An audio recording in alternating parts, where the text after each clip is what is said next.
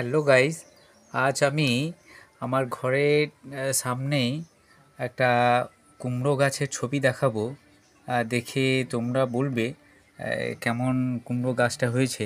কিন্তু যারা রাস্তা দিয়ে যায় তারা তো কমেন্ট করে যায় যে এটা কি সাপ নাকি উঠে গেছে এরকম চ্যাপ্টা হয়ে। তো তোমাদেরকে সবাইকে সেটা দেখাবো বলে আমার মনে হলো, তাই এসছি গাছটার কাছে। আর গাছটা শুরু হচ্ছে এইরকম জায়গা থেকে, প্রায় এইরকম জায়গা থেকে। তো শুরুর জায়গা থেকে দেখলে নর্মাল যেভাবে গাছ হয়ে থাকে সেই রকমই।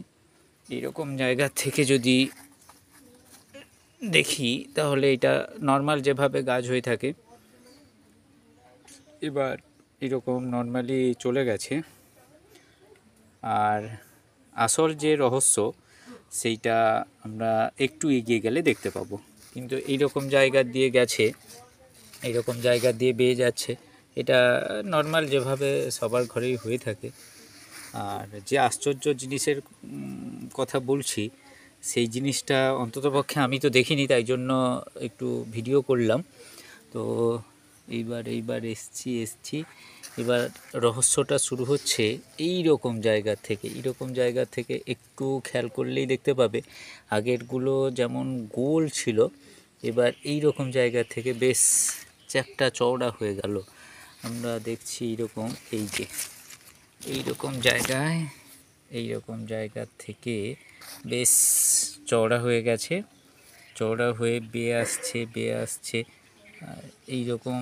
এই যে ধীরে ধীরে এইরকম করে দেখো কিভাবে গাছটা যেন এখানে পুরো যেন একেবারে সাপের মতো দাঁড়িয়ে আছে।